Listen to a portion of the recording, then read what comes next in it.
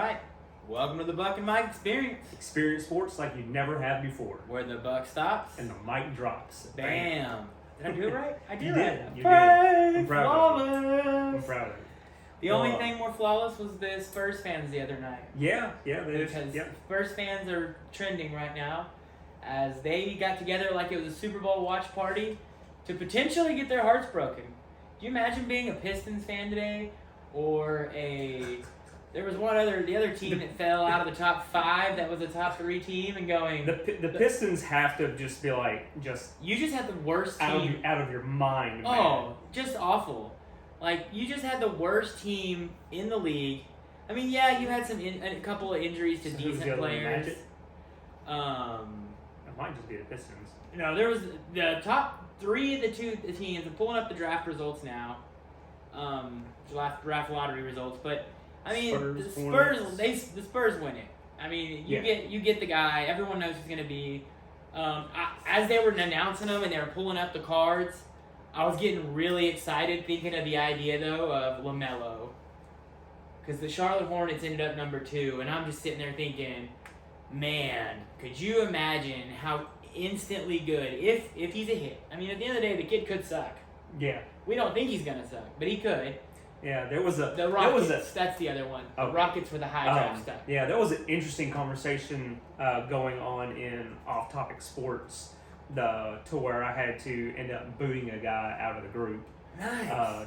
today, and basically, he was on this whole thing about how Wemby was not going to be good, and like we were overrating him because of his height, and saying that he's not near as diverse of a player as Kevin Durant, and I'm just sitting here going like, you're an idiot. Have like, you seen the how dumb videos are you? and And all then he these goes- experts? Then he brought up Taco Fall Totally because of height, Oh and I'm like, my god! and I'm just like, when he said it, he didn't say it because of height. He just said Taco Fall, and I'm like, are you stupid? Like, yeah, that's just this insane. has nothing to do with because the conversation he was doing at first was about how the athleticism and all that stuff, and then all of a sudden he brings up Taco Fall, and I'm like, are you stupid? Like, that's not even the same. Taco Fall was like 300 something pounds. Yeah. He couldn't dribble. He couldn't was do just anything. a big He was just a tall dude. body, and he's killing it overseas because Yeah. he is a big body. But in the league, he's not fast enough. And, this kid can run. This kid can jump. It This made kid. me laugh. They're calling this kid. They're saying he'll be the best player in the league by his 3rd season. And so basically, I had to kick him out because he started getting very personal with stuff. Of And course. I was like, you know what? Instead of you're going to act like that, I'm just going to go ahead and just kick These you out. of these this groups group. have rules. Yeah. People don't want to deal with all that. But So- yeah, Wemby, man, this dude is going to be good. Oh, there's He's no going way. to be good. And Especially in modern NBA, Yeah, the way this the modern game is NBA. spaced and played. He Yeah. can shoot. I mean, it's insane. And so, if I'm Popovich, you're at the edge of your career and you're thinking, well, I think I just added 6 years. Because the last 2 times the Spurs picked number 1, they only got Tim Duncan and David Robinson. yeah. So, he's got a 100% hit rate with the number 1 pick. I mean, it's and not only that, but each time they've had the number 1 pick, the guy has been a center. Now, Tim Duncan played power forward Yeah. a lot, but he was a center. Yeah. So, Wemby's just positionless. yeah. His size. Yeah, he's but he's gonna come and in that's and be the way a the 4 or NBA 5. basically is now. It's Yeah, kind of a they're- positionless NBA. So there's not technically he's not a center because technically he's not And really there's- anything. And there's already been fun roars because, like, we saw the Hornets land 2nd. The Trailblazers expanded on their pick, ended up moving up some spots, and they got 3rd. And there's already been things because people were starting to tweet things about Dame Lillard with Mhm. Wemby before the results came out officially. And Lillard was like, I guess we'll see. But he didn't quote the I guess we'll see until after he already knew that this kid was going number 1 to the Spurs. And so now there's okay. like, oh, so is Lillard considering it now? Is he saying, wait a second, I'll play with a young star in that kid? I mean, Greg Popovich, he's one of the greatest coaches Yeah. of all time. Like, why Yeah. wouldn't you want to go play for that? Absolutely. And so now there's that dissettlement that we've all known. There's been discomfort and disagreements with Portland for a while now that, oh, he wants to stay there, but then he wants to win. You But get to a point where Like we talked about it last week, I think, where I was on team him staying there. Yeah. But I mean, you do get to a point where if you're never just competing anymore, if it doesn't feel like they're trying to help you, like that's why. Not to beat up a dead horse, but that's why it's kind of the difference in how you see things with what happened in the early years of LeBron's career with Cleveland versus Durant's time with Oklahoma. Is Durant left a good basketball team. Yeah. Cleveland was the worst team in the league the minute LeBron left. And so the Trailblazers have not been good with Lillard on the team. So when Lillard leaves, they're just going to get worse. Yeah. Like, it's just what's going to happen. Now, I will say this. Part of the reason, and it was a bad team anyway, but part of the reason why after LeBron left that they became the worst team in the NBA is because he took so long to make a decision that all of the players went to other teams. So they basically, their best player that they got to choose from was Baron Davis. They weren't. Like they weren't a very good structured team because that's why he wanted to leave. But he took so long to do something that other players had already gone to their teams to make it before the decision was made. A week to change your life though isn't a crazy long time in my opinion. But I can see how other players it changes free agent market. Yeah, it is whenever you're a team going like, are you staying? Like, what do we do? Like, we can only afford so much if you stay. Yeah. So you can't just go out and start getting these guys and then go, oh, now we can't afford. Yeah, that makes sense.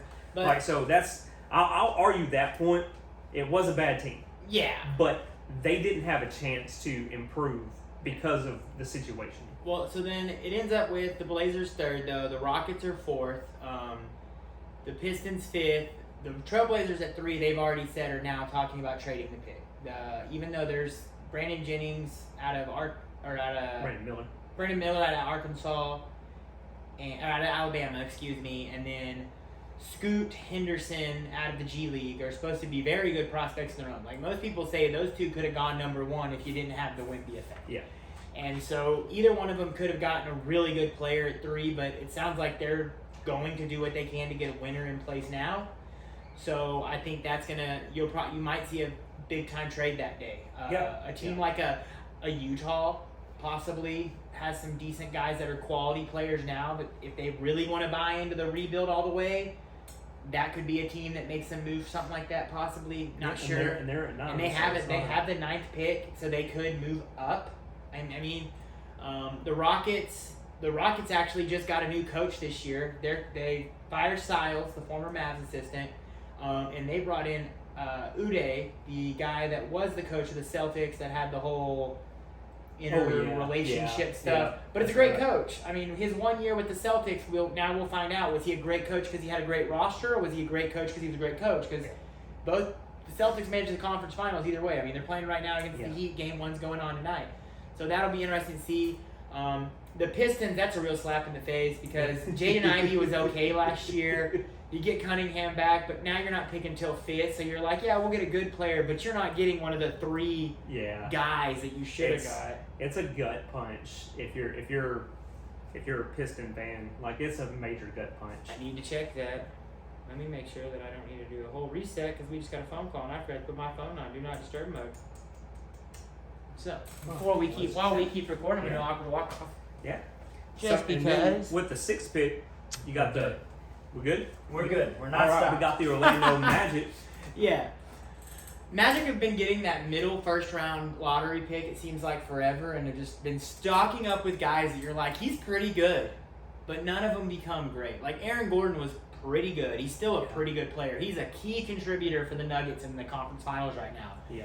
But you're just like, eh. And then before that, a guy that I wanted really badly to be a Maverick at one point is not even on the team anymore, Mo Bamba. Yeah, he is a Laker now. Yeah, he's a reserve on the Lakers. Somewhere on the bench. Yeah, and so then the Pacers are 7. The Pacers have a star already in Tyrese Halliburton. They have that. Most people think they trade Miles Turner finally this offseason, it sounds like. He's been a guy that they've talked about trading for a while. Maybe they move him. The Washington picks 8. Utah picks 9. Utah has a couple of young pieces. Grady Dick's a guy I've heard that they like out of Kansas. So that could be interesting. The Mavs picking 10. This is the one I was going to talk about because they got that pick because of the Tankathon. And now, imagine how crazy this whole situation would have been if the Mavs win the number 1 pick. I mean, it didn't happen. But the slap on the wrist they got in comparison, if they would have won the number 1 pick, would have been crazy. The fix was in. The NBA was 100%. not going to let them get anywhere and close so, to the top. now I also know from talking to my friends that are Mavs fans that the Mavs have never moved up in the lottery. Like, they've never gone above where they were supposed to be slotted when they had a lottery pick. Yeah, because when we got Luka, we were 3rd, and we ended up with the 5th pick. Yes. And so that's just odd anomaly. Some teams get lucky, some don't. The 11th pick is the Orlando Magic picking again because they get that pick back from the Chicago Bulls. Then the Thunder pick 12th, Toronto 13, Pelicans 14. But the living local, you instantly heard that the Mavs are looking at figuring out ways to upgrade the roster to win now, so they're going to trade the pick. That's what you keep hearing. But we've also seen for years now, living local and watching the Mavs roster change, how they continuously kick draft picks. And they're like, let's save money to go after said big fish. Yeah. And they did it. Well-known one is that they had Giannis in the bag. Their GM wanted Giannis, and he looked right at ownership, looked right at him and said, nope, we're not drafting that guy. We don't care if you think he's going to be good. We're going to trade back 4 spots to save $750,000, draft Shane Larkin, and that didn't work out. And so now you have a whole new Mavs regime. You've got a guy in Nico Harrison who's never really run a draft room. Like, I mean, his whole pool becoming what he was is because he's got people that he knows throughout the league that are supposed to help bring in big name fish. Yeah. Jason Kidd, there's questions as the season ended, but oddly enough, only one non-playoff team fired their coach. We've seen 3 teams fire their coach that played deep playoff minutes. Yeah, it's and crazy. One team that didn't make the playoffs let their coach go. It's crazy the turnover rate for coaches in the insane. NBA. Like, you would think in the NFL that it's bad, but NBA is like, hey, I know you won for me last year, but you didn't win for me this year. So this year we saw Mike Budenholzer, who just won a title 2 years ago, get fired. Doc Rivers, who I've always kind of felt is slightly overrated at times. Like, he's a very good basketball coach, but we talked about in the past episodes about that stepping stone coach. Mm-hmm. I see him as a stepping stone coach. I don't ever feel like a team ever gets that next step. We watched the Clippers be so good with Lob City when they had a healthy Blake Griffin, healthy DeAndre Jordan, healthy Chris Paul, never make anywhere. Monty Williams gets fired by the Suns because half his team was hurt and underperforming, and he only had 2 players. Like, what's up with that? It's ridiculous. Yeah, Toronto fires Nick Nurse, Coach of the Year. But here's the funny part is if you go and look at the trending coaching jobs for these teams, link to the 76ers right now. Budenholzer, Monty Williams, Nick Nurse. Link to Toronto, Doc Rivers, Monty Williams, Mike Budenholzer. Bucks, Doc Rivers, Monty Williams. It's like, oh, so why didn't y'all just all trade each other your damn coach? Like, okay, he's not a good fit for us, but he'll work for you. Yeah. We're not even giving new people a chance to run the team. I know JJ Redick is supposedly. I saw that JJ Redick for somebody. for the Bucks, was a Bucks, which is interesting. But I also heard the Bucks talk to, and a guy that I talked about with you, we talked about last week. They are talking to Mark Jackson. Mark Jackson, who we talked about helped kind of get the wheels on track for the Golden State dynasty. So there's some different ones, but it could be interesting. But what we're talking about is we keep seeing the Mavs as just a local team that we see here and talk about trading their pick. And so I pulled up some names of guys that were picked 10, 11, or 12 because those are the 2 picks right after. 9, obviously, you can't help the guy pick in front of you. And there's still very good basketball players that can be found. 2018, Mikal Bridges goes. 2010, Paul George goes. I mean, some of them are spaced out a little bit, but these are guys that were picked at the 10th pick. Cam Reddish, not a bad player. 10. Brooke Lopez, still a contributing player in the NBA. Yeah. Top pick 10. Andrew Bynum was solid in his early years. Joe Johnson was a guy. Paul Pierce is a future Hall of Famer. Jason Terry is a Mavs hero. He wasn't picked by the Mavs, but he was a 10th pick in a draft. Picked 11th, you've got guys in the league right now that are contributing. Cam Johnson, now on the Nets. Shai Gilgeous-Alexander was a first-team All-NBA player this year. Malik Monk was killed it for the Sacramento Kings this season. Domas Sabonis, known to having a great season this year. Miles Turner, I mean, that's just the last... Nobody likes that dude. 11, those are the last... Since 2019 to 2015, those guys were all picked there. Klay Thompson was picked at the 11th pick. So, I just think that it's crazy that, especially how quickly we're seeing young guys come in and start making literally an immediate impact in the league. The thought that their first thought is, let's just trade the pick. Unless you know you're going to get someone that's going to help you, you don't even know if you're going to keep Kyrie. Like, he's going into free agency. Yeah. And do you even want to keep Kyrie? Like, you saw how the team played. They were X Games over 500 and then finished not even in the playoff race. Yeah. So it's one of those things where it's like interesting to see what they're going to do because, like we said, the instant thought was trade the pick. And I just have a hard time with throwing away the idea of young talent constantly. Like, give me a dart. Because if you can get one of these guys to hit, the other problem we know with the Mavs is salary cap issues. Because though the cap is flexible, you still are stuck with certain contracts that people won't take them away. And there's guys that are on that roster with $17 million contracts for the next 3 years aren't going anywhere. So, it'll get interesting to see how that all goes. The other fun one will be seeing how things go with the off seasons coming up. How do teams approach this generational kid in Wemby? Because the Spurs are going to have a ton of money, and in 2024 you've got guys like Siakam, Middleton, Harris, Jaylen Brown. I mean, you've got some Domantas Sabonis, big name players that are going to be free agents in the coming years that could easily go and play on the Spurs with a young kid like that. Are you looking at how bad some of these Mavs contracts are? Yeah. There's some bad contracts on that Davis Mavs roster. Bertans is $16 million. Tim Hardaway Jr. is about 19. 19, yeah. And no wrong. Tim Hardaway Jr. is a great bucket getter on a bad team, but he's making too much money for a contending team to win. Yeah.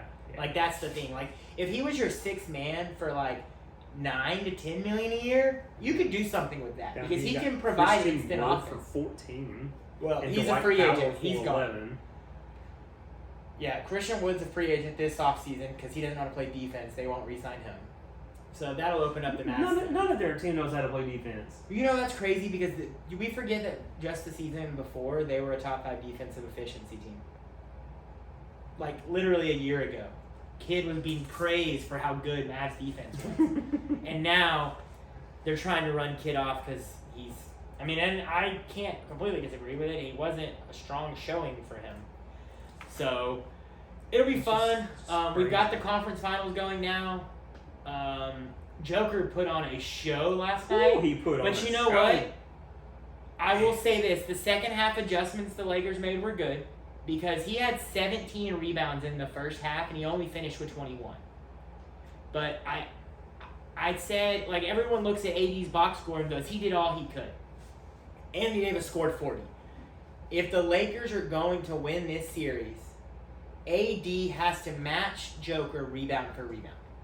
Because that's what's going to be the thing. Because at halftime, when they were down by 20, AD had 2 rebounds. He is your starting 5. He is supposed to be your defensive big man. If he can't match Joker rebound for rebound, when all Joker is a hustle machine, he's not as athletic as you, AD. At halftime, it was 19, 16, and 7 for Joker. Yeah. 18, 2, and 1 for AD. Yeah, and that's the problem. Like, I get it. You're going to get buckets. We know Joker's not a 5-star defender. Joker's a great passer. Joker's a hustle rebounder. Joker's going to get his buckets. You can't stop that. But you can't let Bruce Brown have 14 points in the first half. Right, yeah. And you can't have 2 rebounds. LeBron cannot lead the team in rebounds and you win games. Not at 38. I mean, you just can't do that. And that's what what's going on. So that'll be interesting. Heat Celtics tipped off tonight. The Celtics were a massive favorite in Vegas. Like 97% of the money was betting on the Celtics to win. So go Heat. Yeah, keep betting against Jimmy Butler. Exactly. Like, they keep betting against Jimmy Butler. Like, I don't understand it, but I'll say this. We're calling him Jimmy Butler. Oh, it's Jimmy now? It's Jimmy. I will say this, though. Me Butler. If there's ever going to be a fix in Tyler sports, Texas brother right there. if there's anything to be a fix in sports, this is the year to do it. You know it? You're talking about the Celtics, 17 championships. Right. The Lakers, 17 championships.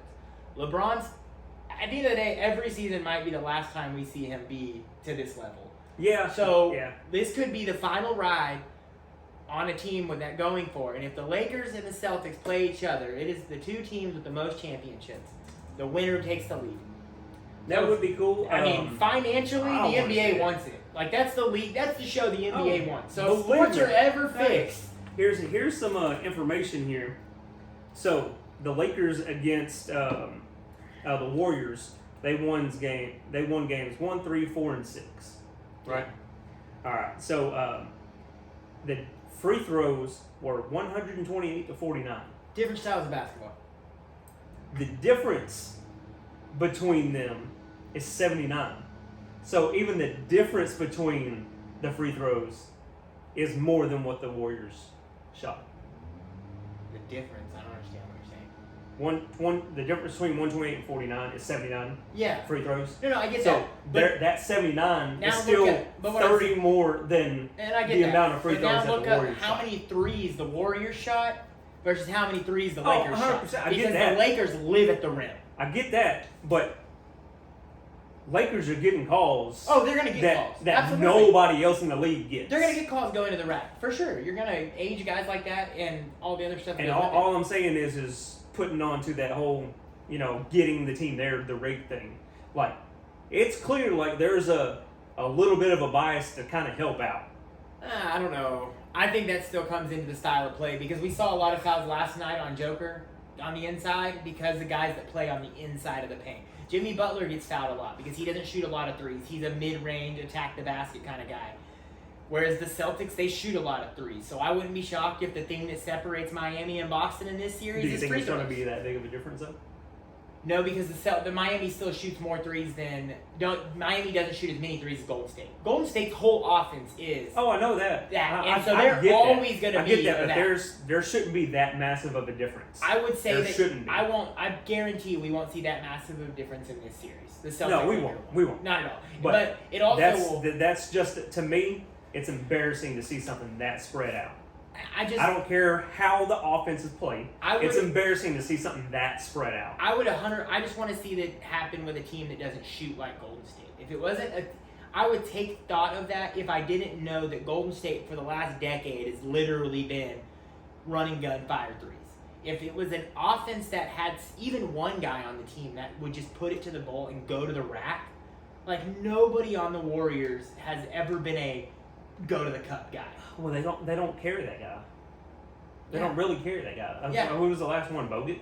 Yeah, that's what I'm saying. They don't ever keep a guy like that. And so I think that any time we look at the Lakers are one of the lowest 3-point shooting teams. So I bet if we put them in they can't shoot. Yeah, they don't have them. They have Reeves, Russell, and like LeBron's like a 40 or 35%er. Like he's the third best shooter. Like they don't have that kind of shooting. They have to go to the rack. So I think you'll see that variation. Shot that he did last night. Yeah, I turned it off at halftime. It was a 20-point game, and then I looked up and went, "Oh crap! They've cut it to 4. Like it might be worth it." I watched the last quarter of it, and like Lakers did a really good job of coming back. They changed their style of play from halftime, and they was saying that was where the difference you saw was the limiting Joker's rebounds because in the second half it was 8-5 AD to Joker in rebounding, and if you can. That's gonna 100% be the X factor, in my opinion. Is that rebound stat between those two guys? And it wasn't a lot of plays, but they affected Joker when they put Hachimura on him.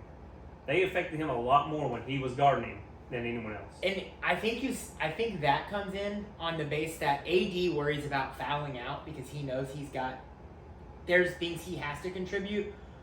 Which Rui Hachimura's a guy we forgot about. He's been shooting lights out in the playoffs, so I should give him credit. He's earned his right there too. But Hachimura can be a little more physical because you're the Lakers. You can go tell Rui Hachimura, hit him if you have to. Yeah. You foul out, we've got a body. So I wonder if that plays into it. It'll be interesting. But the thing is the Nuggets don't lose at home. They haven't lost since March 30th. They're 7-0 in the playoffs at home. it's hard enough to play any team in Denver because of the altitude. And so the Lakers have to steal one there if they want a chance. It would not be a shocker if this series is one of those ones that goes 7 and the home team wins every game. It's possible. It's very possible. Because there is a huge home court advantage. Lakers fans, that's the only thing in LA that is a sport. Like, they don't care about football. They care about the Dodgers. I'll give them that. My dad and I were talking about this actually in the car the other day. The Dodgers, they get behind the Dodgers. They get behind the Angels, kind of. But basketball, that LA is a basketball town. Like, they support LA Galaxy more than they do the LA Rams. Like, I mean, that's because the Rams left for St. Louis and then came crawling back. Everyone keeps coming back football-wise. And then, like, the, Chargers.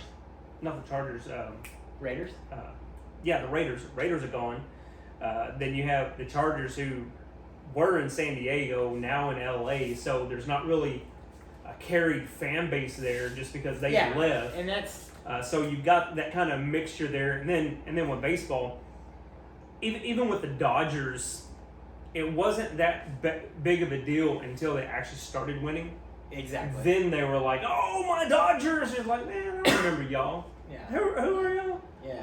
No, like, but once they started winning, everybody was like, "Oh, yes, I love my Dodgers," but which you should, you know. Yeah, but it's Matt always fans came out of nowhere strong whenever hold. we won the championship. This is true, they do. Sports fans in general come out of nowhere when a team wins a title. Like, I mean, I'm paying attention to Stars games because of that. As we sit here and look at Monday night, the Stars win Game 7. They are going to play the Vegas Golden Knights in the second round, in the Western Conference Finals. The Knights are the favorite. The Knights were in the conference finals last year. I'm pretty sure they lost, and they fired DeBoer, which is now the Stars coach. Yeah. That is what I know. I also know that if the Stars go to Game 7, that they're going to win. Because Pete DeBoer, the Stars coach, has never lost a Game 7. He literally walks in and he goes, "No, this game's mine, I win." He's 7-0 in Game 7. That is insane to win. Some people don't play in 7 Game 7s. And he's won 7 of them. So, props to that guy. The thing everyone tells me that actually knows about hockey, which is what I don't know about, is if David Robinson doesn't figure it out, the Stars are screwed. Because my understanding is, I know he's their best player. Like, he's the guy that I've known who he was all season. But apparently he hasn't played very good this postseason. And you can't bank on the other guys that were able to help versus a team like Seattle, who you should have probably handled easier than you did, carry the stick, essentially. That's my NHL takes. I know that the Panthers and the Hurricanes are in the other one, and the Panthers are playing crazy because they barely made the playoffs, and then they were down 3-1 to the Boston Bruins, the best regular season team ever, and they came back and beat them. Isn't it funny that we've seen the best regular season team ever in 2 different sports blow a 3-1 lead? We watched the Golden State do it in the finals. Don't go up 3-1 and be the best regular season team ever. That is currently a bad thing to do. So I mean, Jordan Bulls did it. Yeah, I said current though. Oh, that current, was what? Set 95, 96. Wait, I think I named the 2 seasons he wasn't even playing in the league anymore. You did. No, he was 96, 97, and 98, and then 92, 3, and 4, because 95 was the year that he came back at the very end of the year, and then 96 was... Because in 94 he was gone, so it would have been 91, 92, 93. Yeah. He retired after 93, he was gone, came back, because that was when his gambling suspension ended. Oh, well, wait, was that how I was supposed to talk about it? So that was when he was allowed to come back after he had his dad killed. After he had his dad killed? That's an even crazier thought. Not had his dad killed, but was the reason why his dad got killed because of his gambling. Oh, because of his gambling. There's so many wild... So, yeah, let me rephrase that. I don't know what off-the-court issue I like more about Michael Jordan. The fact that he might be Jimmy Butler's dad, or the fact that he got his dad killed because of gambling. Like, yeah, he's a great basketball player, but let's talk about off-the-court, because he's way cooler there. So that's what we know about the NHL. NHL. I'm not even gonna act like I'll talk too much longer on it. Do you have anything else on it? No, not really. No, Go Stars. That's Yeah, we'll keep saying Go that's Stars about because they're as my much as I favorite got. jerseys left in the playoffs. Yes. I love their green. You know, I mean, and they happen to be going against the Vegas Golden Knights, who put them out last year, right? Is that who put it? I think that's who put them out last year. Was it? I don't know. I know that all I know is that the former coach of the Knights is now the coach of the Stars, and so he should have insider information. Okay, maybe it was like 2 years ago then. Whatever it was, I'm fairly certain the Knights were the team that knocked the Stars out. Props on to the NHL on new organizations coming in and making an impact, though. Like, the little bit I know about hockey is that the Vegas Knights have been around like 7 years, and they've already been to like 3 conference finals, or some crazy high number for being a team as young as they are. And then we just watched Seattle come in their second year as a franchise, take 2 different teams to 7 games in their playoff series. So I guess maybe it's something to do with how they do their expansion draft. I don't know, but props to the expansion teams for coming in and being successful right away. Yeah. I mean, that can't be easy. Like, we watch teams like the Pistons be around for 40 freaking years, and they can't do shit. So maybe they should just blow it up and say, hey, we want to do an expansion draft. Which, that would be... I would love to see an expansion draft in, like a football or a... Like, I've seen them in hockey now twice, and I don't really know anything that's going on. Okay, so but I'd love to... The Flames knocked them out? Okay. I would love to see an expansion draft. Like, I know it's close. Sooner rather than later, we're going to see a new franchise in one of the other 3 major sports. Yeah. I mean... We're close. I think we're real close. Basketball, Seattle ends up getting a team, I think, within the next 5 years. Yeah. Football, I wouldn't be shocked if we see 2 more NFL teams. Not just 1. I think we could see 2 more. It has to be 2. Yeah, because you got to keep your conference balance. Keep it even like that. And so I wouldn't be shocked if we see 2. Could you imagine if they... obviously it can't be this year. But imagine if the draft came the year of the NFL expansion. And you get an expansion draft and it comes up on a year where you have... Because when you get an expansion draft, you're given the first pick. Correct? Yes, the Texans were granted the first pick no matter what. Could you imagine if it was like a Caleb Williams, Drake May level draft and they're like, you get the first pick? Could you imagine? My goodness. Could you imagine being the team that sucked all season? You finally thought you had your guy and the league comes out and goes, we're doing an expansion draft. Everybody gets to protect 25 players on their roster. Everyone else goes out into the expansion draft pool. Oh, and you no longer get the number 1 pick. You don't pick till 3rd. Like, that would suck. Yeah. That's... No. Because I know the Texans had the number 1 pick. So, no, that's not what happens. Because... Let me double check this. We're confirming. Because that would be a crazy thought. Yeah. No. So the year that the Panthers and the Jaguars came in, the Panthers actually picked at 5. And Jacksonville picked at 2. It says, so here it says that it varies, but usually teams' rosters are frozen at some point. Each team designates which players are available for an expansion draft. A set number of players are protected, usually drafting the backup players. Sometimes if you pick from one team, it can remove another player from the eligible list. I'm trying to see how the NFL would, as far as that goes, if there is a set thing. Because I swore the Texans, when they opened up, they picked first. I'm sure they did. They picked David Carr, right? And it might be because... let me see. When did Houston come back? Houston. See the plan. The fun thing about starting a team from scratch is building your desired image. What kind of defense do you want to run? Blah, blah, blah. 99 first season? Trying to see here. Team by team, he lists example of 5 expansion list players. So every team has to designate 5 players that would go into an expansion draft. But... here's an interesting thing is that if you put a player on there and that player is picked, that team picks up his contract and he's now off your books, penalties and all. Oh, okay. So this particular story is a little older, but for example, the Falcons would have put up Tyson Jackson in that year and he'd have cost them $6.35 million. If he gets picked, you don't have to pay that. So it could be some of these teams would love to see the idea of getting rid of some of their bad contracts. Yeah. Like, I would put up 5 guys that might be guys that a team goes, man, we could sell tickets by having that guy. Yeah, so Houston did get the first pick that year. Justin Gilbert, Johnny Manziel. This is a really old article that I'm looking at, but this one has Peyton Manning on the Broncos, so it's pretty old. Calvin Johnson, the wide receiver for the Lions. They would never have put that guy on a expansion draft, just so we're clear. But with the fun of that going on, he's looking in a little more of that. We do have some NFL things that are still going on. It's not a ton of stuff. Rookies have all pretty much started reporting and signing and all that fun stuff. So it looks like it depends on who your first, your first pick is on your team. Like not the draft pick, but who you bring like your on. Expansion draft? Yeah. Okay. So like when you bring them on, it depends on who you bring in. If you bring in a player that's worthy of a first round pick or like a top 5 pick, then you won't get that pick. You won't get that high of a pick. They'll put you in somewhere else. Okay, cool.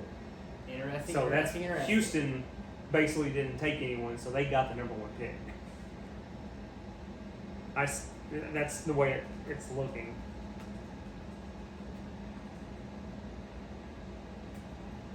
Interesting. Which I guess if that was the situation, you would want to make sure that you leaned on that.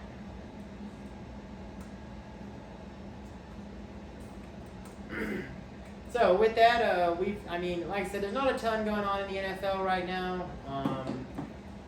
Mike, you have anything fun NFL related that we need to touch on? Let me double check here and see if I saved anything. By the way, the Miami Heat are winning. Screw your Vegas odds. No, I do not. I know I read earlier that Joe Burrow was actually considering maybe not having one of those massive contracts that all the other quarterbacks are taking because I saw that he thinking said of keeping the team together. he said that I want to think of my players. I 100% respect that. Yep. I love Joe Burrow. It's not unknown to anybody. It's times you are surprised more players don't do that. But in the same boat, I can see why from the push off you're going to get from the NFLPA and things like that. So it'll be interesting because I still think he gets a big contract. I wonder if I'm the Bengals, if he's going to go that route, I give him a Mahomes deal. Like, I give him the 10 years. Because do you plan on going anywhere else in the next decade with him? No.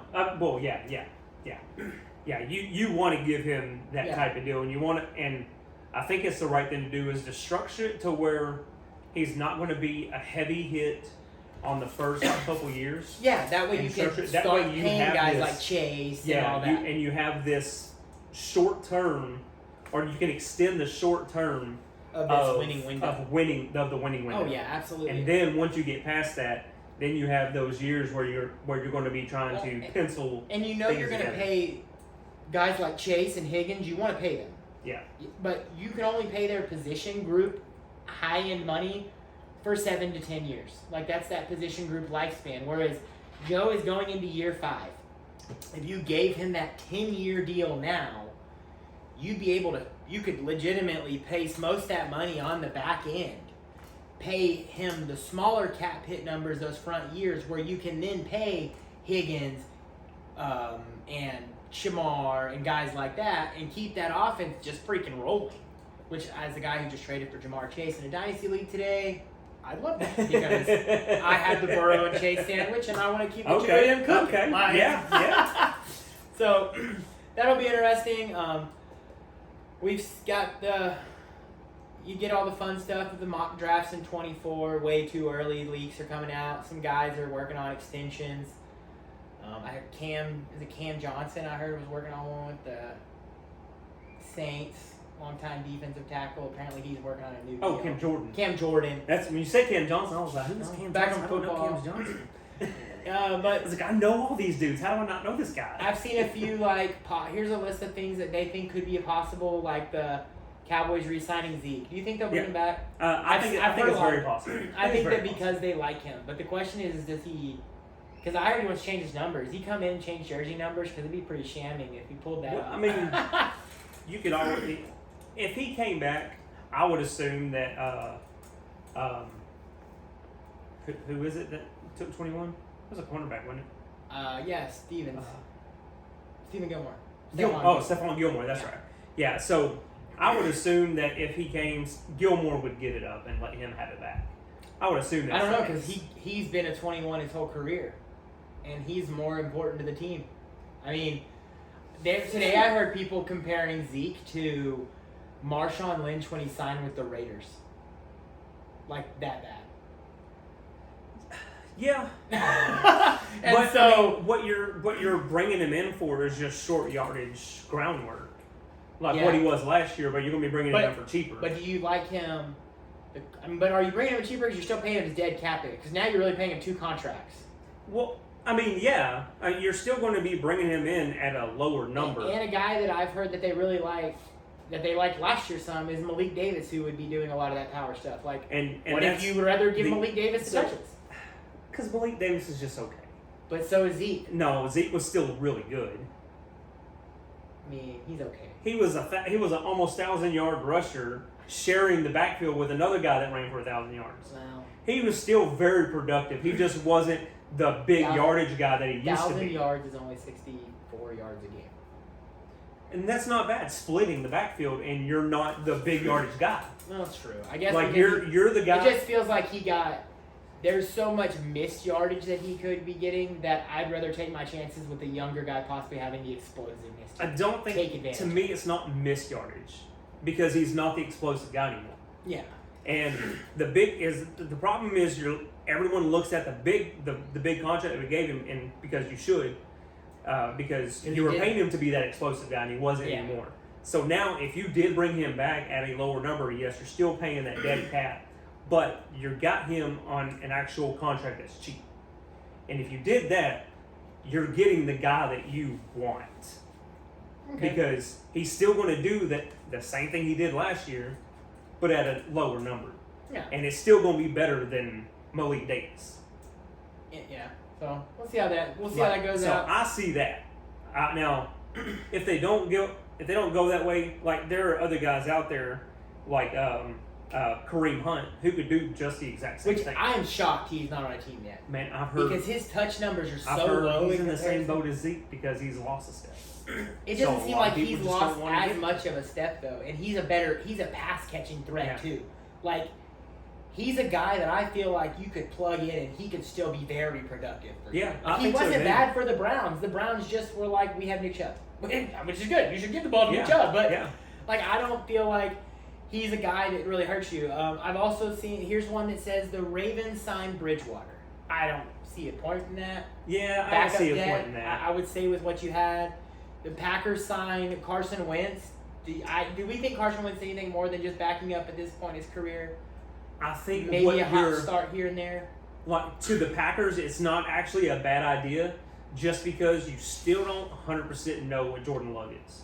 So if he does fail, you at least have someone that's with start experience that used to be an MVP level type of player. Yeah, that makes sense. So you could have that back behind him going, just in case this dude does end up flopping and he ends up being a bad, terrible quarterback, we'll have someone right behind him. So it's a smart decision to have someone like that as a backup. Yeah. But Bridgewater, I don't like that one. Yeah, I don't see the logic. To me, I would rather Bridgewater be the backup quarterback for the Packers, though. I feel like he's safer. And I was actually thinking the Falcons. That also makes sense. I can see that one. Just in case Ryder isn't who you thought he was going to be. Yeah. And then you can have Bridgewater there going, hey, we saw what Bridgewater did last year when Tua went out. We got us a dude. We don't need anyone to throw the ball because they're a running team. I was going to say, I saw what he did when Tua went out too, and it wasn't pretty. So, Mercedes Lewis. They have a whole lot better offensive line in Atlanta too. Also true. Mercedes Lewis to the Jets because the Jets are still signing Rodgers' buddies. The Chiefs signed some form of pass rusher is what this says, but it doesn't give a name. Okay, you got Frank Clark still available. Look. Dunlap is not on the team anymore, I don't believe. So Ngakoue is still a free agent. Clowney. Guys that'll take veteran minimum deals to win at this point. Let's see. Or I guess not veteran minimum. Jason Pierre-Paul, Robert Quinn. A'Shawn Robinson. I'm a little surprised Giannis didn't go back to the Colts. He spoke very highly of enjoying his time in that organization. Maybe they didn't want him back, but I know he did have a lot of appeal with wanting to play there. But you said Kansas City going for a veteran defensive end? That's what it says. I mean, they have Karlaftis and they just drafted Felix Anudike. Yeah. So, but but you can never have seen pass rushers. That position is a and they brought in Charles Omenihu. Okay, so then maybe they have something there. So I don't know if they would do that. That to me, Eagles, I would say interior more than anything because they need some help at interior. The Eagles signing Miles Jack, possibly. I mean, I like that one. Yeah. Miles Jack's always been that guy that I feel like there's more there. He's only 27. There's more there. Yeah. Like, he could be a guy that Jaguars, the Eagles are the kind of team that you could unlock something else on him, and he could just take that next step and be. I mean, they have a bunch of young linebackers, but they don't have a guy that's just dominating the linebacking room anymore. They got Hassan Reddick. True, they do have Reddick, but I guess I think of him as a pass rusher, not necessarily. He's not going to be on the defensive line. They got Brandon Graham and Josh Sweat on the defensive line. So he's a rushing linebacker. Still go get the quarterback. Yeah, and they brought in Nicholas Morrow, which that's not saying much. He's just somebody. And then of course they drafted Nolan Smith, and they have Nakobe Dean. Okay. And he would be a middle linebacker, which is what Nakobe Dean is. So I don't. Yeah. They could do it as a backup, but he's not going to be someone that comes in and has saves. time. Yeah. Then you got extensions for Burrow, like we talked about. Justin Herbert. It could be interesting seeing how they judge Herbert, because if he takes steps back this year with a new OC and stuff, that could get interesting. If he takes steps forward, how are you going to do it? Because we think he's got all the talent in the world, but he hasn't won. And I get quarterbacks get crapped on for the wins and losses, but there are throws that he makes in questionable times. Yeah. I agree with that. There could be things. A lot of whispers that the Rams or the Broncos might trade wide receivers. I don't get why you wouldn't want Jerry Jeudy on your football team. But I hear his name as a possible trade target a lot. The reason is because they drafted Marvin Mims, and they apparently, which is fine, just from the short amount of time they apparently really like him. Even still, the third guy would be Tim Patrick. Like, I'd replace Tim Patrick with Marvin Mims, and I have three guys. Like, I'm not trading Jerry Jeudy. I would get rid of Cortland Sutton. Exactly, because he's going to get hurt anyway.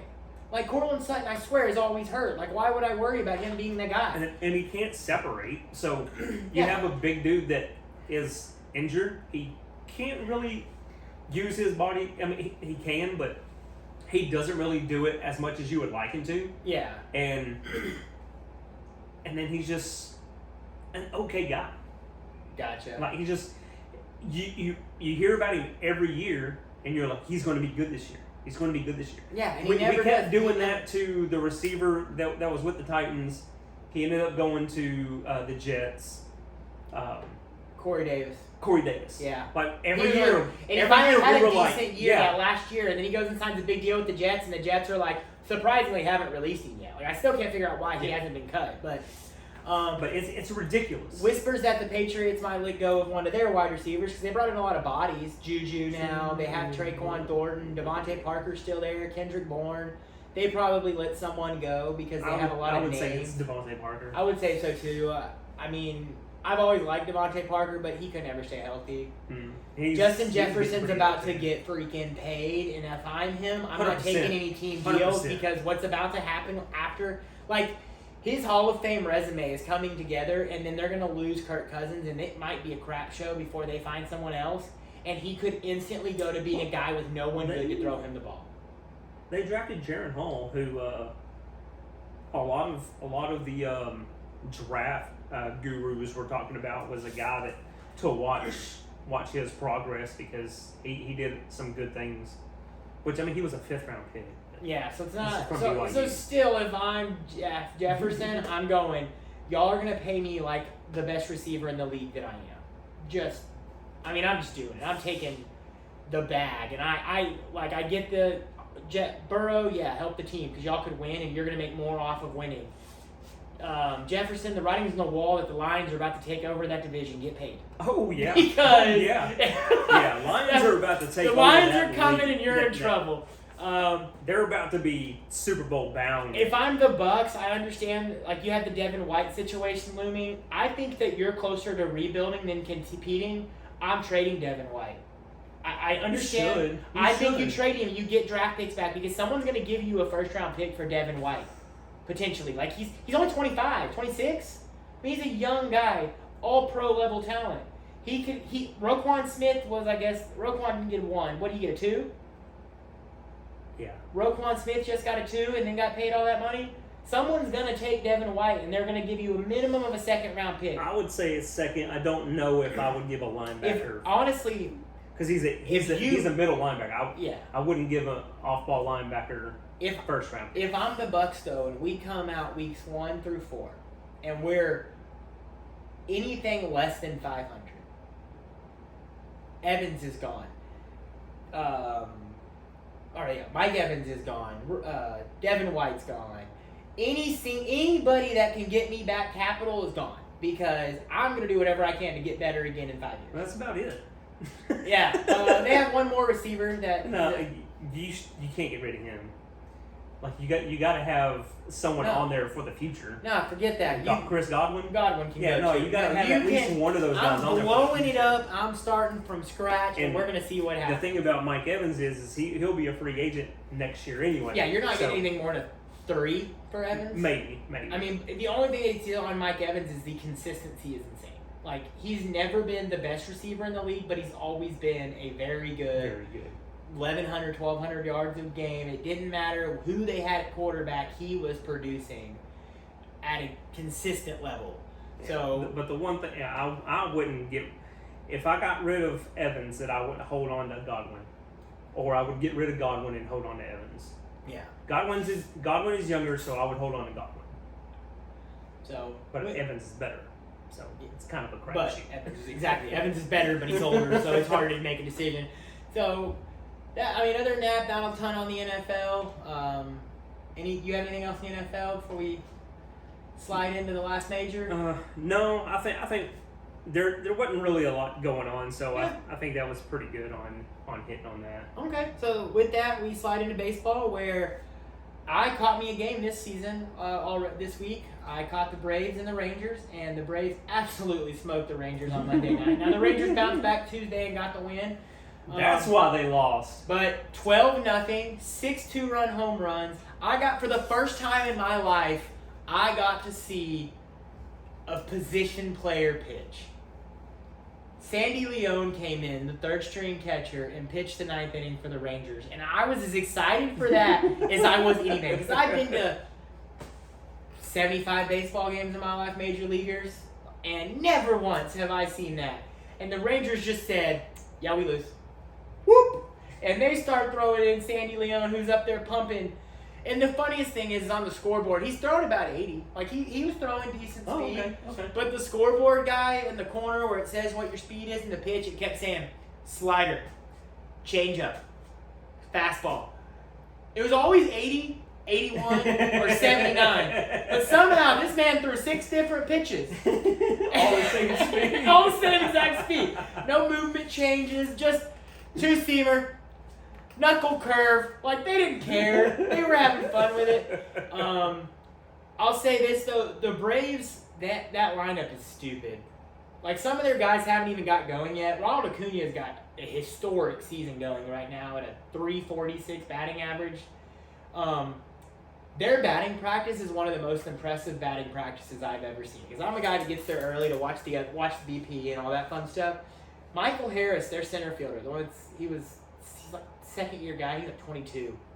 He's a pure lefty in games. Doesn't hit anything but lefty.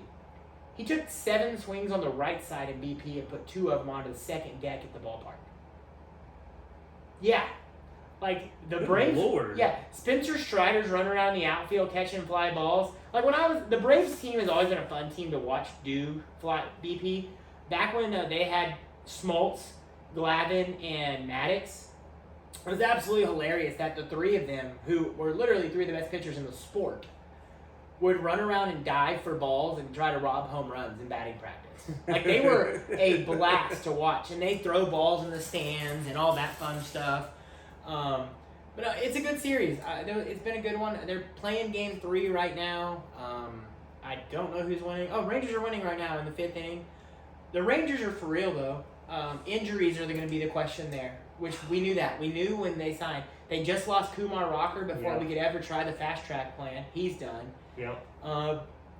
DeGrom got 2 weeks added onto his. They did get Corey Seager back tonight. That's a big one because he's still one of your 3 best bats. Adolis is still hitting the well. Simeon's hitting significantly better than this. I crapped on Simeon last year. I did not like the signing. I don't like the length of his contract still, but he's playing really well. He's off to a very good start, so I can't hate on him right now. I'll retract some of my hate. 291 right now. Yeah.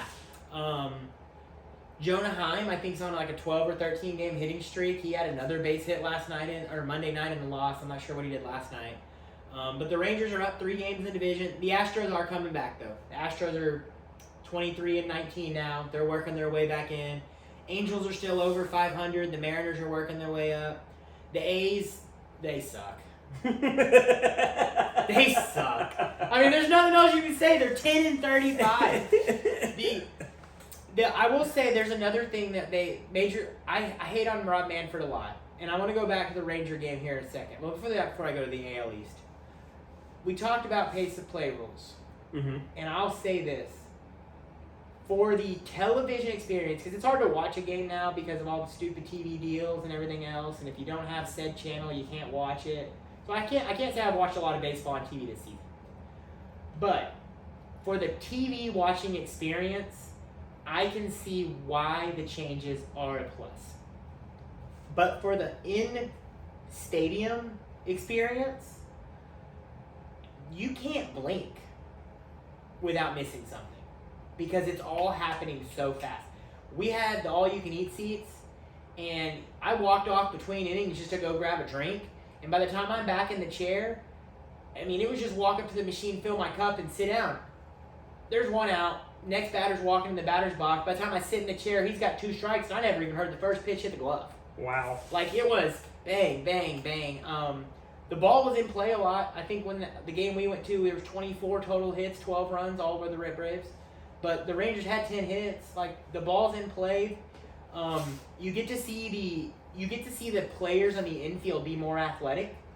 Like, I want to say it was Sean Murphy or one of the guys on the Braves did a nice little backside shot against a shifting infield.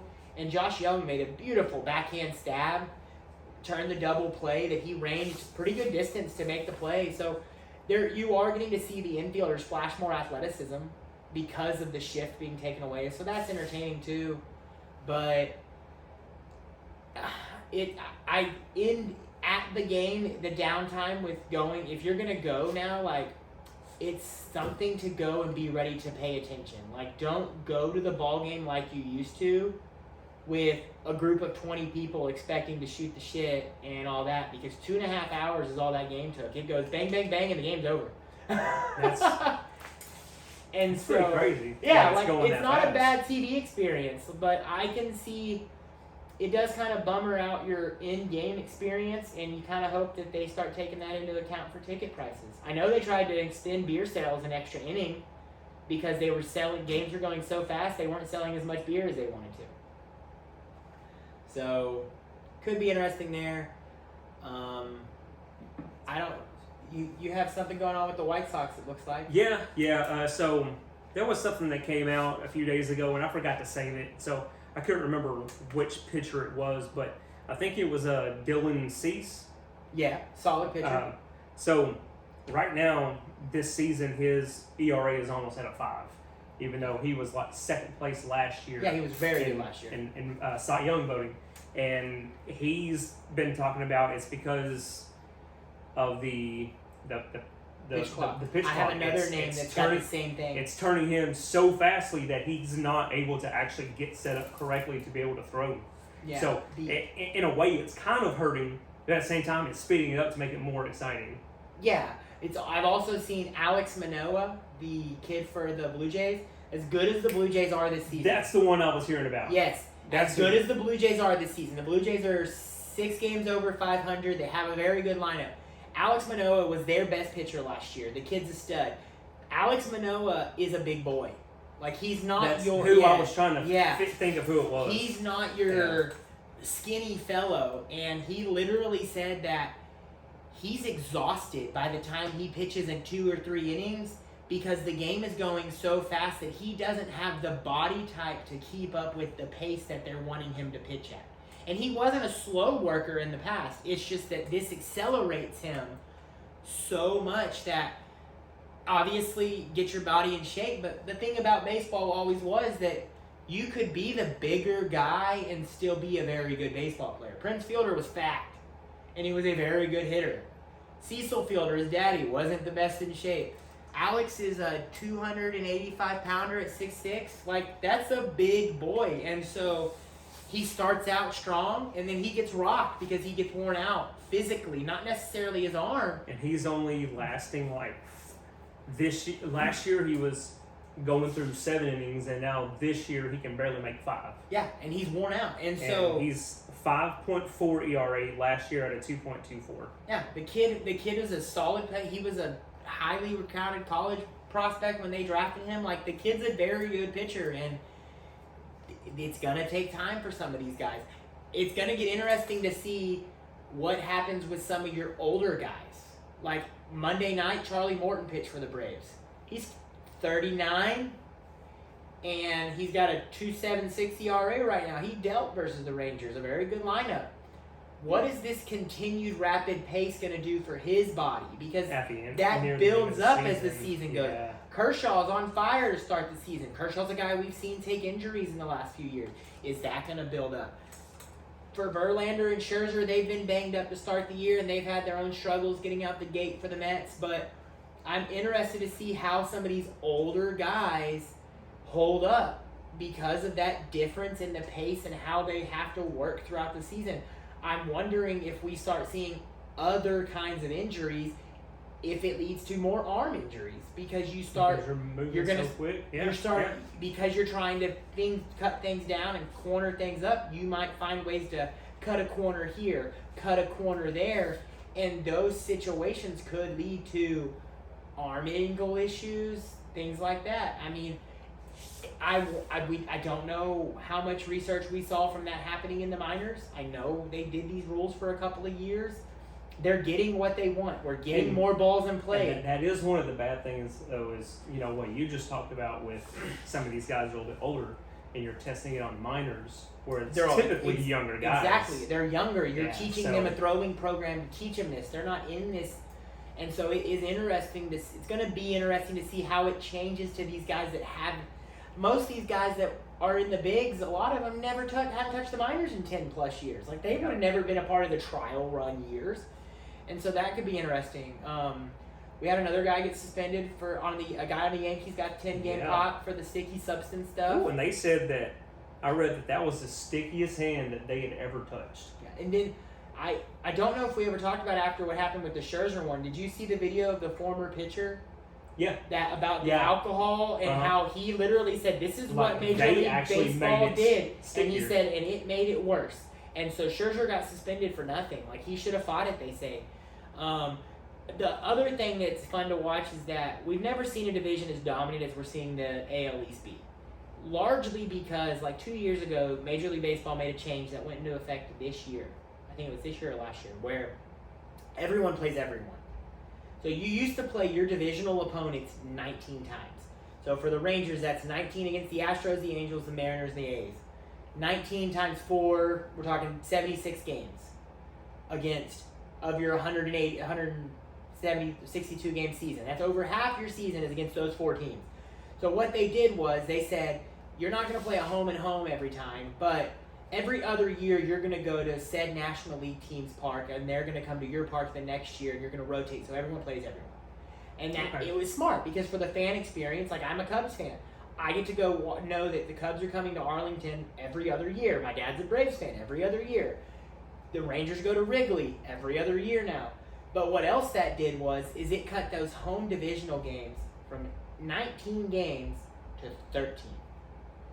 That 13-game difference is 6 games against each of your divisional opponents less. And so if you're the Rays, the Orioles, the Blue Jays, the Yankees, and the Red Sox, How nice is it to know that you're going to play 6 less games against the Sox, the Yankees, the Blue Jays, the Orioles, or the Rays, and you're going to supplement those games with 6 more games against the Cardinals, who are last in their division, the Rockies, who suck, the Washington Nationals, which, believe it or not, the National League is way closer than I thought it would have been looking at it right now. I'm not gonna lie, that sucks for Texas and Astros and Angels and Mariners who got to play the A's. Yes, like you just lost 6 games against the A's, and so there's a little bit of a change there it's going to help a team that AL East, because the American League East is a stacked division, and now instead of 76 games, you're talking 13, 26, was it 52 games? That's a big difference of times that you're playing now. What majority of the time will be weaker competition. Right now, the Red Sox are in last place in that division. They're 3 games over 500. They would be which is tied for first in the Central. Yeah, I was gonna say they'd be tied or second, like a half game back of the Twins in the win column for first in the division. The Red Sox right now played the hardest division per winning percentage. They played the hardest schedule per winning percentage in the league right now. To date. And they're sitting 3 games over 500. The Rays are 21 games over 500 right now. They've played the softest schedule in baseball today. Is that going to be a part of it? They've also lost 2 really good pitchers to injury this year. This could be things that play into the long run of their season. The Tigers are overachieving. They're a team that's still playing decent baseball after a little A.J. Hinch butt chewing for some guys. I mean, it's going to be a fun race. We're going to see teams. That divisional mix-up is going to help with balancing some of the lesser teams might get beat up more, like the A's, because now they have to play these other teams more often that are better than them. And so we're going to see a team be historically bad. But because a division like the East is projected for everybody to combine to win like 107 games, like, they're killing it. I mean, every team in that division has a positive run differential right now. That's crazy. And all of them in their last 10 games are at or above 500, except the Red Sox, who are 4-6 in their last 10 games. Like, it's gonna be it's gonna be fun watching how that goes out. And the American League is. It almost feels like looking at it like the American League is very similar to the AFC in football. Like excluding one division, pretty much. The Rangers have proven they could be legit. The 2 best players in baseball are the Angels. The Mariners have a good team, and they're struggling out the gates, but a good team. We know the East. The Twins are good. The Indians are underachieving. So it'll be a fun race. We'll keep watching the Indians. Oh, sorry, the Guardians. The Guardians are underachieving. The Pirates are still over 500 in the National League. That's always fun. They're one of those teams that you wish would be good at baseball. History says you want the Pirates to be decent. But they also want the Cardinals to be decent, and I never want the Cardinals to be decent. You never want the Cardinals Never. to be decent. The Dodgers are still killing it. The Diamondbacks, talk about a turnaround for that team. Them and the Pirates are probably one of the stories of the season, how good they've turned around. Just taking out the negative storylines of how bad the Phillies and the Mets have been with all the money they spent. Yeah. The Mets man, they're never going to turn it around. It doesn't matter how much money they put into that team, they're never going to. The moment that what's-his-name got hurt in the World Baseball Classic, Diaz, it was just like the Mets were just like, well, we're fucked. Like, you feel for it at times. Like, it was just one of those instant things where you're just like, they're going to win our season. Yeah. Unfortunately, the Cardinals are playing better, though, and they've cut their division deficit from 12.5 to 7.5. Oh, yeah, they are 7-3 the last 10. Yeah, it's something worth mentioning. The Dodgers are on fire, though, and I want to say the Dodgers play. Well, I mean, it's worth mentioning because the Cubs are 3-7 in the last 10. Yeah, I know.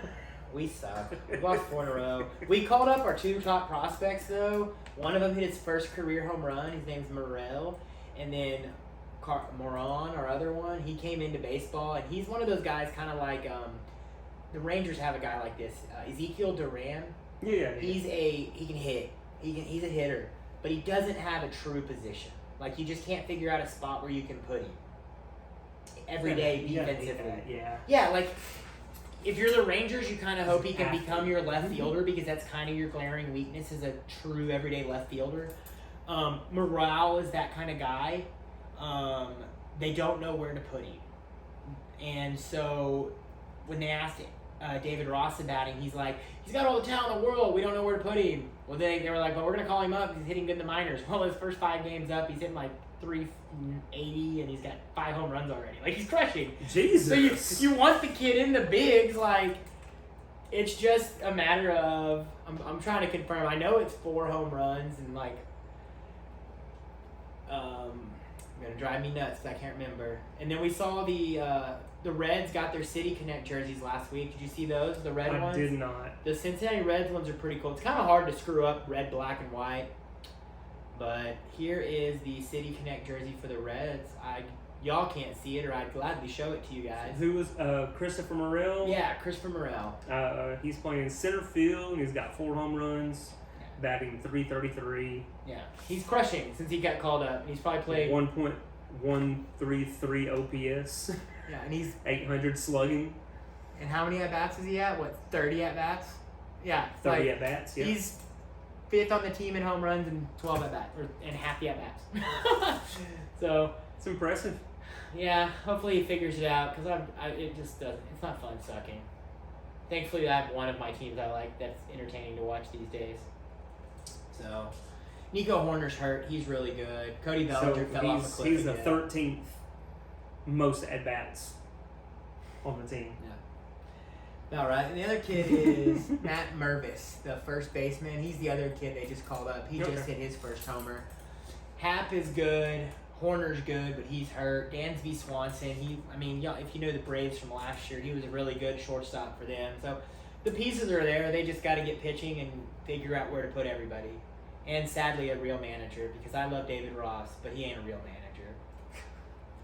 He's just not. Like, he's nostalgic because he had a home run in his last at-bat in baseball and helped win a World Series, but he's not a real manager, in my opinion. Who knows? Maybe he turns it around, but... Oh, I did see those. The red ones? Yeah, those are cool. Y'all look them up if you get a chance. Cincinnati Reds, City Connects. They are... The red you mean the black ones? Yeah. They're all black. They say Reds, or they say Cincy across the front with red outlining. They're really cool. Like I said, it's a really hard color combination to screw up, like the red, black, and white. Seeing the Rangers at the game, a lot of people wearing those, they grow on you. Like, they are a design that I'm kind of liking it more and more as I see it. The Angels did theirs last year. There's a bunch of teams that have already gotten them now. I think we've seen almost half the league get them. So, other than that, I don't have much else. You got anything else? No, keep talking. Keep talking for you? She's gonna look at some. Right. I was telling him before, I did decide to start a top 50 movies list for sports movies, and I decided that I'm gonna rewatch them even if I've already seen them. We'll switch that real quick. Oh, switch that. What you got? So, my girlfriend, she works at a bank in the Dallas area. Okay. And her boss is Jeff Granger. I know that name. He is a Texas A&M legend. Okay. He's also kind of a Texas legend. He still owns the record for hits in a row. For 42 games in a row. For the state of Texas? For the state of Texas. Huh. And he graduated in the 70s. Yeah, I can see that being something that's hard to break. And I was looking at that, I was like, man, that's impressive. I was like, that's really impressive. Yeah. And she was like, well, what do you mean? High school ball or college ball? It was high school ball? That's crazy. I was like, well, the major league record is 56. Yeah, it's like, so 42 college record is very impressive. I think the college record's almost the same as the major league one too, and those are swinging aluminum bats. And so one of the cool things is at Texas A&M, he was a dominant pitcher, dominant. But he got to the MLB and just he was the number 3 overall pick, and he went to the majors and just lost it all. It happens. But he was very, like, I was looking this stuff up. I was like, man, this dude was dominant in high school and college. So we are going to look him up. If Jeff Granger. Jeff Granger. Looks like he played for the Royals? The Royals. He was picked with the Royals, looks like. So and the Pirates. There's you a fun read about a local guy that has some numbers that are still holding 50 or 40 plus years ago. I almost said 50. Let me double check on that year. So he was born in 71, so never mind. Well, that means he graduated in 1988. So he was class of 1990. Yeah, so that's still a long time ago. Yeah. I mean, and he still owns the Orange Field 400 meter. Well, there you go. He's fast. And if he would have stuck to football, he was the number 2 quarterback overall in all. I love the multi-sport athlete that you don't realize was super good at one. Like, there's been so many guys. It's like, oh yeah, he elected to go pro in this sport. There's a guy in the NBA that he decided he just loved basketball more, but he got drafted out of Notre Dame to play baseball too, and he threw like 98. Wow. But he had like a 45-inch vertical. I cannot remember his name for the life of me, but he played. He's in the NBA. He was on the Bucks for a while. He's still in the NBA right now.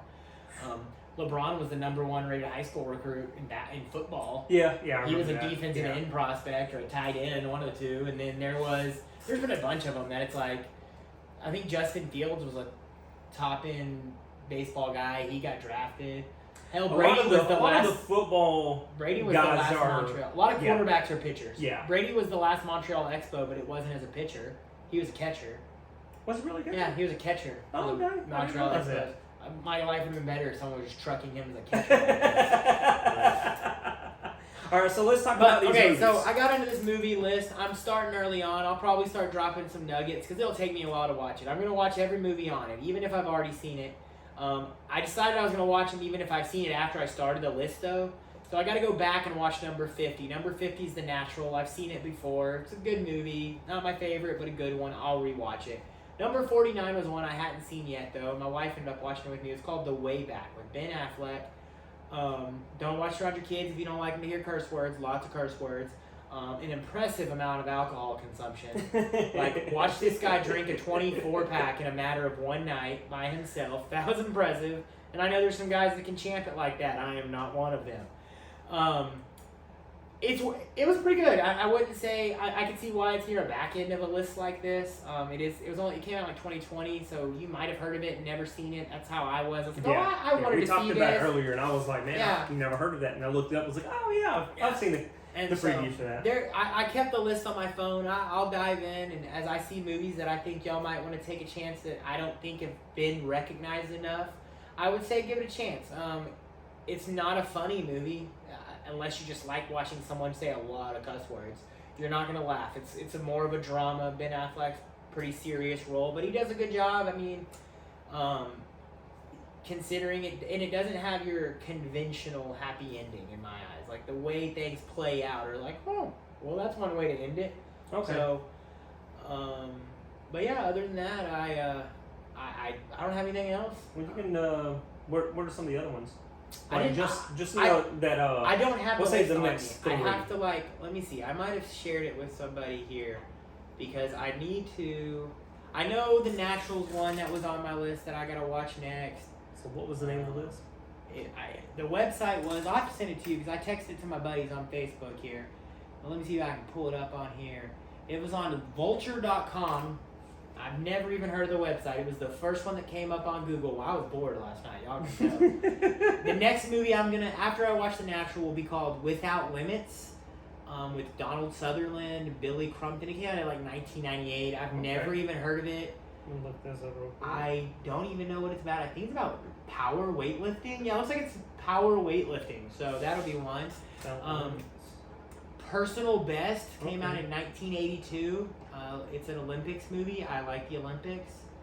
And then I actually have never seen this movie. That's 46. So that'll give you the first 5 of the bottom 5. It's called Bang the Drum Slowly. I know this movie. I've never heard of seen it. Okay, so it came out in like the early 70s. Like, I think I was older than my mom. But it's kind of like Brian's song. It's how it was about Gale Sayers. This one's about that kind of like baseball style, like an older baseball movie. I don't know the truth. I've never seen it, but I know what it's about, kind of. So I'll get to that one.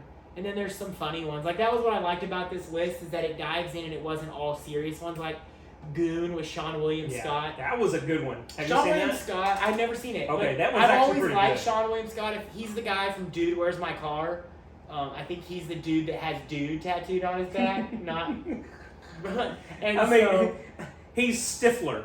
Yeah, he's Stifler. Like, I don't even know how to go to that one. Like, I neither gotta do be I. honest. Like, he's one of those actors that I look back at and I'm like, he just stopped acting. It's just like gone. Like, there was a run for like 10 years where it seemed like he was in lots of good movies. Yeah. And then he just goes away. He's in The Runaway and whatever, The Rundown with The Rock. Yep. Funny movie. Like, I love the actor. I think it's just because they kind of got not really tired, but he was the same character and everything. And they finally was just like, we can find that in other people. Yeah, and so, but I'll be excited to watch that one because he is an actor that I appreciate his comedy. Makes me want to go back and watch that one's Dude, a little Where's bit My Car different right from his normal comedy because he is playing like the goon. I know it's a hockey team. Yeah, I know. I've heard of it, but yeah, he's like the dominator guy, the goon. Okay, so he's that'll be not a fun one. Goon like a goofball. Who knows? Maybe it'll get me into hockey. No, but it's actually very good. Like, I enjoyed it a lot. All right, so I might get to it by next week. I don't know. It was on Netflix. I'm not sure if it is. Yeah, I'm gonna have to take advantage of all my searching processes. I know I got a new episode of Ted Lasso tonight though, and so I'm definitely excited for that one because that show is super good and I'm all caught up. Another show, I don't know if you have access to Apple TV. I think we talked about you don't. But if you get the chance to, there's a series called Shrinking it's got Harrison Ford in it. It might be my favorite role that Harrison Ford has ever played.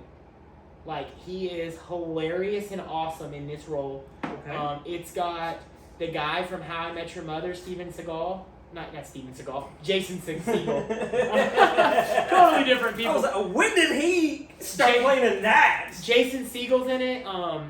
It's a really good one. It's very early on you realize that he's in a dark place and he's got a lot going on and it's this journey of how he gets out of it. But the crazy part is he's I think I've seen he's a therapist. And so like he's doing his own coping in the most horrible way, like drugs and alcohol and girls partying in his pool in the middle of the night. Like 5 minutes into the movie, the neighbor comes out and she's like, "What's in the bowl?" And he goes, "Painkillers." "How many?" "Lot of painkillers." And then it pans over to him showering, and then the next thing you know, he sits down, he looks at a patient, and he goes, "So how can I help you today?" And it's like, you can't even help yourself, bro. But really good one. I don't know if it's a multi-season thing. It might just be one of those 10-episode short series, because how it ended, it tells me it could be done. So what is it called? Really good. It's called Shrinking.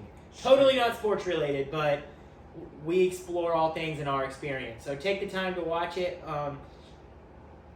Hit me up if you want to ask about it, and I'll tell you anything I got. You looking it up? It's renewed. It is renewed for season 2? My wife's going to be ecstatic. I'll have to tell her after this. Yeah, March 9th, they renewed it for a season 2. Yay! I never looked it up. I'm excited. There are some ways that you can see them expanding on it. The first season, though, it was a very good show. So, but I don't have... That's all I've got. If you've got nothing... No, that's about it. But I do want to say, I am wearing my disaster shirt. I've got my disaster hat, my Good Times hat, Good Times jersey on the wall. So Chris O'Neill, rest in peace. Yeah, we a mutual friend of ours that we've both known through years of softball and other things. He found out he had cancer. Fuck cancer. We understand it's part of life, but he found out, and it was a very aggressive form, and it came, and it did. It happened quick. It happened real quick. Literally, he was on Facebook telling everyone, "I've got 3 months," and then it was like 3 days. So, peace to his family, peace to his friends out there. Praise for all of them. I'm glad he's not in pain anymore. It's sad because it's one of those people that, y'all, most of you might not know him, but in our experiences with him, he's one of those guys that would drop everything to call you and just say, I tell you what, man, it was more emotional reading the stories that people would post that they had about him. Like that was the most emotional thing, and like I've known him for years because, like I mean, I was on his team for a lot of those years, and like I seen firsthand what he would do for people. Oh yeah. But then you'd see other people that you didn't know that he would do. Like I didn't know that there was a story of I don't remember if it was Hunter or if it was Dalton. Maybe it was neither one of them. Someone had posted and said that they were Zach wanting Long. pizza. It was Zach. Zach. He wanted pizza, and Chris showed up with a pizza. Shows up at his house and was just like, hey, here you go. I mean, and he was that kind of guy. Like I hadn't talked to him in a few years. Like he was one of those guys that he's around. You check on him, see how he's doing on Facebook and stuff. Yeah. He wasn't very active on social media a lot of the time, but he called me not 2 months ago, and it was just like, hey, I didn't know if this phone number was going to work. He goes, you know what that means? It means you're a good person, because if you keep your phone number, that means you didn't do something to screw someone over. Like, that was how the phone call started, and you're like, it's like you don't skip a beat with him, and you're just like, wow, yeah, man, like, I'm good, like, and I think he was just looking for, like, softball jerseys, because, I mean, I have people in those worlds that I can send people to, so if y'all ever have any questions that way.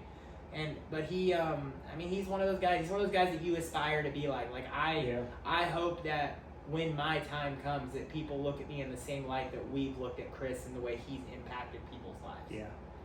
So. It's like even though he's actually been retired for a few years from softball, same as me, like it was still like a major impact. Oh, absolutely. It's crazy.